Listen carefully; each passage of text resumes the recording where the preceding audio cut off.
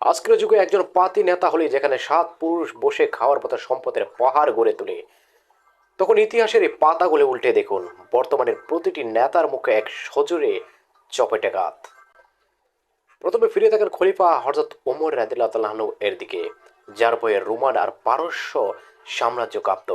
সেই খলিফার জামাই ছিল 13টি তালি। অর্ধেক পৃথিবীর শাসক হয়েও তিনি সাধারণ মানুষের মতো লাইনে দাঁড়িয়ে খাবার নিতেন। এক রাতের ঘটনা, নিজের ব্যক্তিগত কাজ করার সময় তিনি সরকারি মোমবাতি নিভিয়ে দিয়েছিলেন, কারণ জনগণের টাকায় কেনা মোমবাতি নিজের কাজে ব্যবহার করাকে তিনি খেয়ানত বলে মনে করতেন। এরপর দেখুন উমর ইবনে আব্দুল আজিজকে। শাসনের গদিতে বসার পর তিনি নিজের এবং নিজের স্ত্রীর সমস্ত অলংকার, রাজকীয় সম্পদ বাইতুল মালে জমা দিয়েছিলেন। মাত্র 2.5 বছরের শাসনে তিনি এমন ইনসাফ কায়েম করেছিলেন যে রাজ্যের জাকাত নেওয়ার মতো একজন লোকও খুঁজে পাওয়া যেত না। আর সম্রাট আওরঙ্গজেব আলমগীরের কথা তো আগেই বলেছি। দুনিয়ার সবচেয়ে ধনী হয়েও তিনি নিজের খাবারের খরচ জোগাতেন টুপি সেলাই করে আর কোরআন লিখে। রাজকোষের একটি পয়সাও নিজের বিলাসে খরচ করাকে তিনি বিষ মনে করতেন।